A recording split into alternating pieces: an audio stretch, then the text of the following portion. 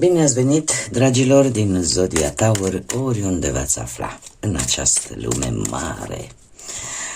Sunt, ca de fiecare dată, bucuroasă să vă am alături la o nouă lectură, de data aceasta pentru prima perioadă a lunii aprilie. Perioada 1 până pe 5 aprilie inclusiv, așa că, dragilor, toți cei care aveți nu doar soarele, ci și luna, Venus, sau poate ascendentul în Zodia Taur, această lectură este de asemenea și pentru voi. Și ca de fiecare dată înainte de a începe lectura propriu-zisă, vreau să vă mulțumesc din suflet că sunteți alături de mine și lucrul ăsta se vede prin faptul că mă susțineți prin comentarii, prin gesturi de apreciere și gândurile bune care vin din partea voastră, așa că mii de mulțumiri tuturor. Cum de asemenea și pentru cei care sunteți noi aici pe canal, eu vă urez bun venit în comunitatea noastră frumoasă a Florilor de Lotus și dacă simțiți la finalul acestei lecturi că ați rezonat, că v-a plăcut, că poate v-a adus, mesajele v-au adus poate un pic de ghidare și lumină în suflete, în gânduri, vă invit cu mare drag să vă abonați și desigur să susțineți acest canal printr-un simplu like. Sunt gratuite aceste lucruri, unicul lucru necesar este decât dorința și voința fiecăruia dintre voi. Bun, dragilor, haideți să vedem, avem anduranță, keep going, mergi înainte, este un mesaj foarte clar, o energie foarte clară. Pentru voi, dragilor din Taur, avem numărul 43 sau 7. Păi ce să vă zic eu vouă, că aici e vorba de stabilitate aici. Aici e vorba de stabilitate și de faptul că vreți să munciți, vreți să construiți, vreți să învățați ceea ce este de învățat, vreți să acționați mult mai strategic, să fiți poate mult mai responsabil, să vă învățați anumite lecții pe care vi le oferă viața, să învățați să puneți limite, fără să mai vă pară rău acelor persoane, acelor situații care cumva vă cam deranjează, da? Vă cam pun piedici, da? Așa că unii dintre voi chiar sunteți și ați devenit poate un pic mai înțelepți, pentru că v-ați dat seama că înțelepciunea se câștigă nu doar prin cunoaștere, ci pur și simplu prin acele experiențe prin care trecem până la urmă cu toții de-a lungul vieții. De asemenea, aș mai spune că veți avea o comunicare și o exprimare cu ceilalți mult mai asertivă, așa. Nu aș zice mult mai bună, aș zice o abordare un pic diferită față de cum ați făcut-o până acum, care chiar poate să vă ajute și să vă aducă și înțelepciune și să vă dați seama, cum să spun eu, de multe lucruri. E ca și cum ai căpăta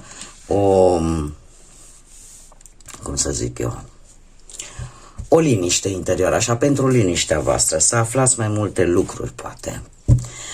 Dar mesajul și energia voastră este una clară, sunteți rezistenți în această, cel puțin în aceste prime 5 zile, sunteți rezistenți, vreți să mergeți înainte, doar că o faceți, să zicem, un pic mai diferit decât ați făcut-o, abordați cumva altfel problema. Haideți să vedem acum și ce ne spune tarotul, ce vine pentru dragii mei din Taur în perioada 1-5 aprilie.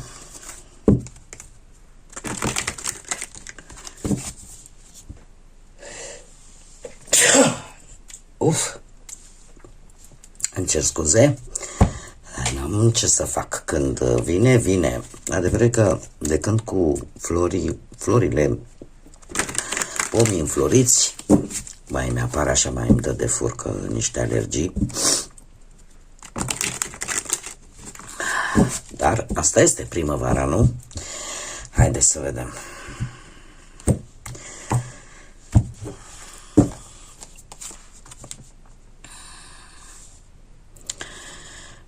provocarea voastră ține de un rege de cupe. Să știți că eu simt că o să o și duceți la bun sfârșit această provocare.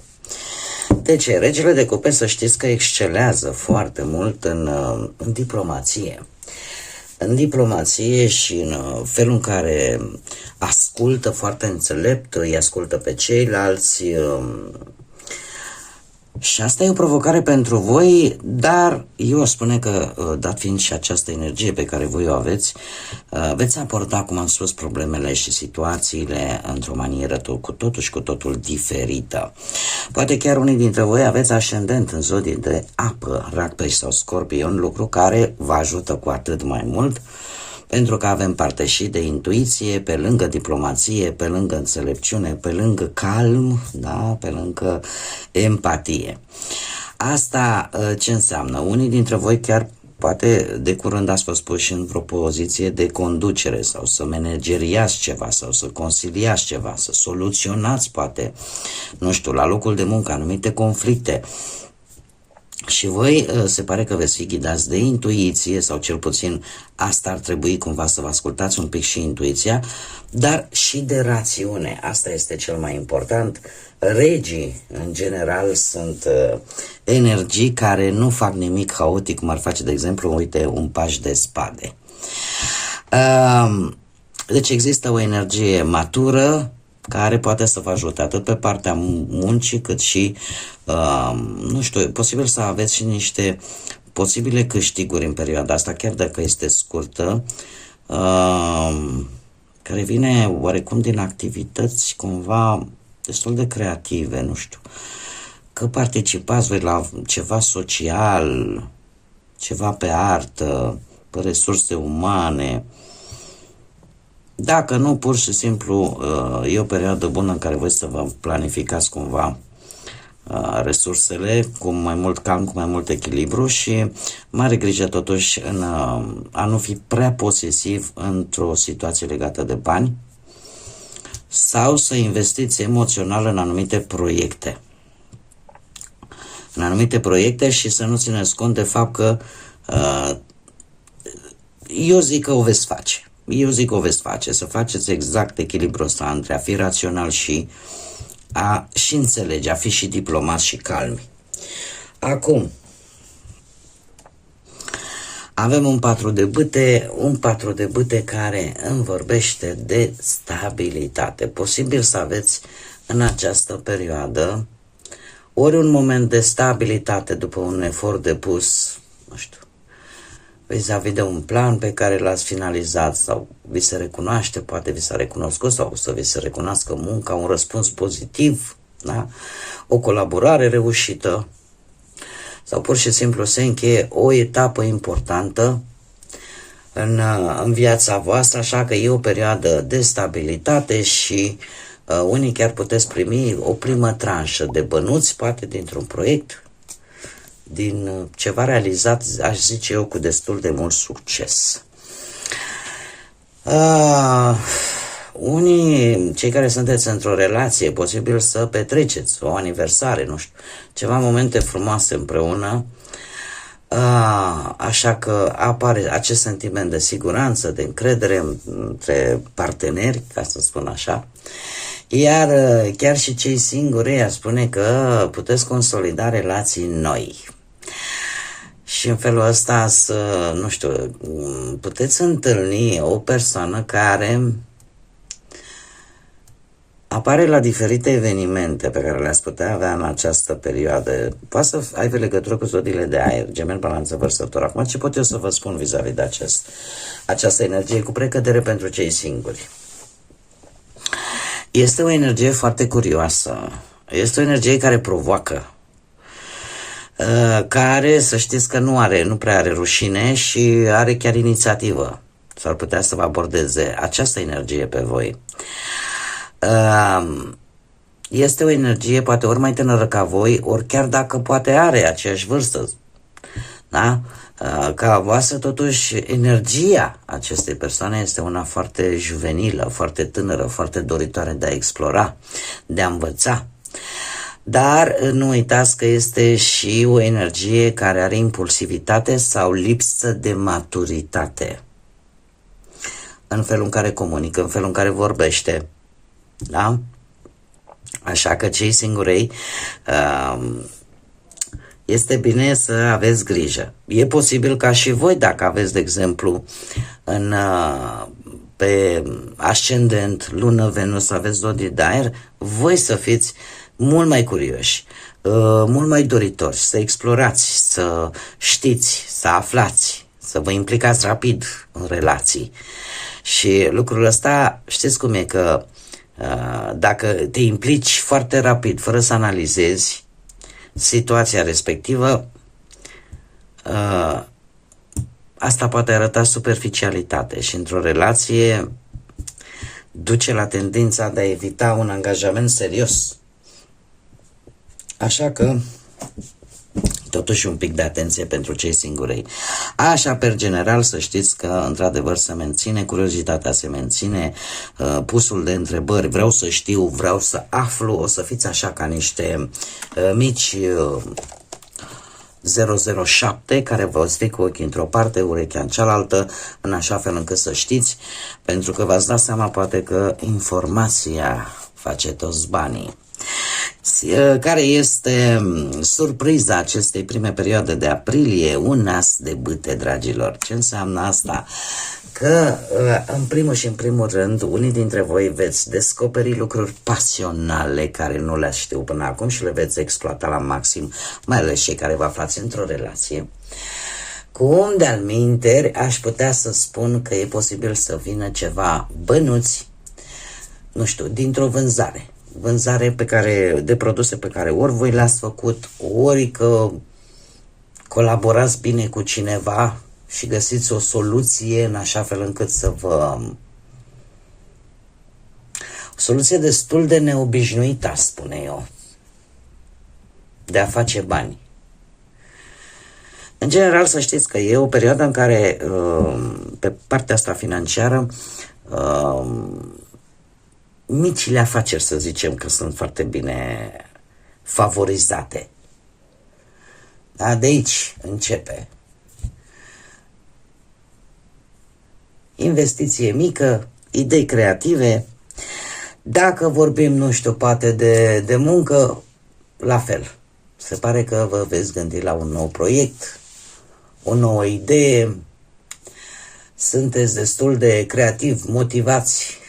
Și să știți că nu o să fiți numai voi, parcă îi trageți și pe alții după voi și alții se vor simți la fel de motivați ca și voi.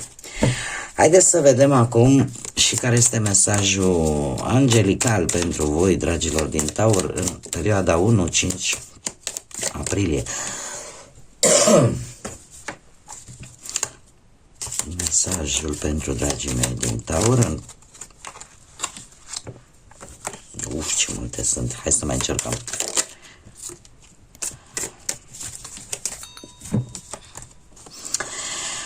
Și avem îngerul Lecabel.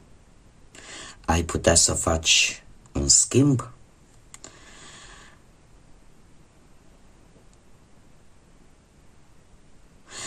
Fă ceea ce sufletul caută ca să vezi dacă ești pe drumul cel drept.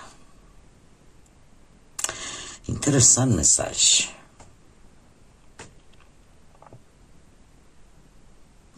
Dar de fapt, pe cât este de așa ușor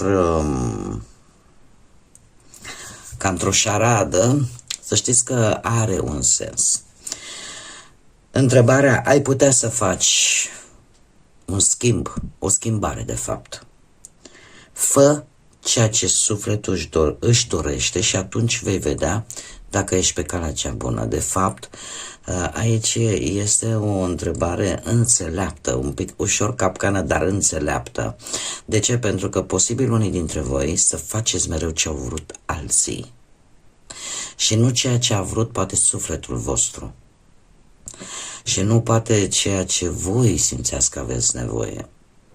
Și în momentul în care încerci să faci acest lucru, să faci ceea ce tu îți dorești, să faci ceea ce sufletul tău are nevoie, abia atunci îți dai seama și faci diferența între a face ceea ce își doresc alții și în a face ceea ce îți dorești tu. De fapt, aici este hiperbola, ca să zic așa.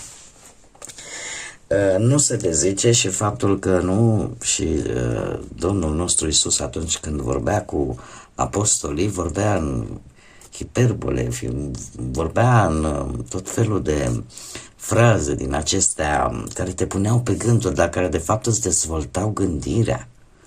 Asta este de fapt important, să-ți dai seama singurel, singurică, da? Cam unde ar trebui să lucrezi. Așa că faceți ceva pentru sufletul vostru și atunci veți vedea dacă sunteți pe drumul cel bun sau nu. Bun, dragii mei, cam acestea au fost mesajele pentru această primă perioadă de aprilie.